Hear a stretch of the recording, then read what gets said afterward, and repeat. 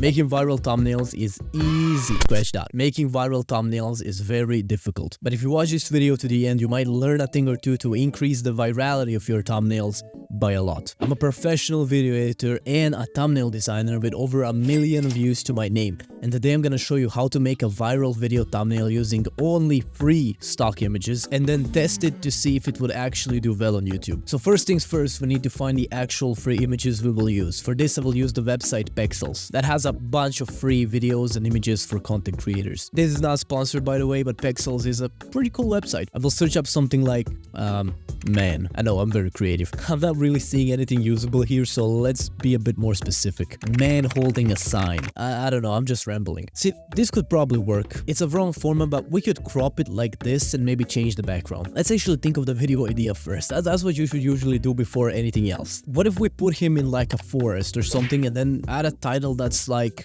I survived in a forest, or I found a treasure in a forest, like Mr. Beast type of video, and use the sign to write something to open the curiosity gap. Yeah, let's do that. So what's a curiosity gap? Well, you need your thumbnail to start some sort of a story and then make the viewer want to continue the story, which they can only do by clicking on the video. Don't worry, I'm gonna explain exactly how to do that a bit later in the video. Now let's make a new project. Make it 1280 by 720, the perfect thumbnail size. And now let's find a background. I wanna go for something simple with nice colors that doesn't have too many elements. Something like this. So let's copy paste it into our software. I'm using Photoshop, but you can use Photopea or something, it also works. Let's put a guy here and remove the background. Now there is a million ways to do this, but right now I'm just gonna use the AI tool Photoshop has because it's easy, it's a click of a button. But if you don't have Photoshop, you can use something else. If your photo has a plain one color background, you can use this magic eraser tool that I'm pretty sure Photopea has as well, or just do it manual with a magnetic lasso tool. Now let's make this background look a little bit more like, a background, With this tool over here, I will select the whole canvas, copy paste it, and then go over here to filter, blur, Gaussian blur, and boom, we put some blur on it. Now I'm gonna right click the layer and go to blending options and select inner shadow. That will darken the borders of the image like this, which makes it a bit more dramatic and also directs the viewer's eye into the center of the thumbnail. Check off this little thing and then adjust the settings until it looks exactly how you want it to look. Now I'm gonna go to this little circle, click on brightness/contrast and then also vibrance. This will just give you some sliders to adjust the,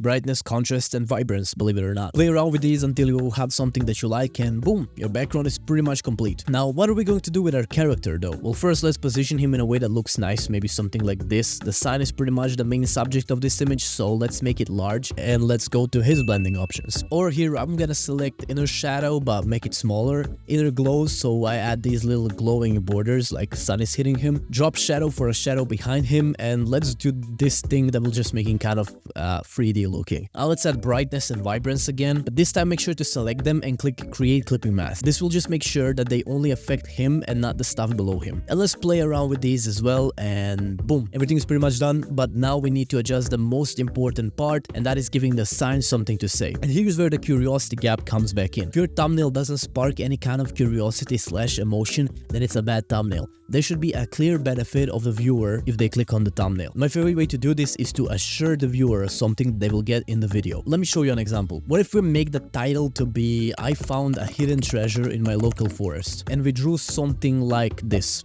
Why is this good? Well, it assures the viewer of what the title already has promised. That there is some sort of a map, there is some sort of a treasure, and then there is some sort of an obstacle to get over. And it also opens a curiosity gap of, wait, is there actually like a dinosaur there? Is there actually gonna be like a hidden treasure? Like, what is it? Is it like gold, something goofy? I gotta know, But the only way to find out is if you click on the thumbnail. So that's how it works. Or does it? Well, let's find out. I decided to test it, but I wasn't sure how. Can't really upload it because I don't have the video, so I needed to figure out another way. And after some thinking, I came up with this. I created a fake YouTuber, a fake viral video, and started telling people about it to see if anyone would believe. And if they did, that means my thumbnail is worthy of being considered a viral hit. If not, then my thumbnail is garbage. So I made the bait, started telling people about it everywhere I could, and just waited. In short, they believed.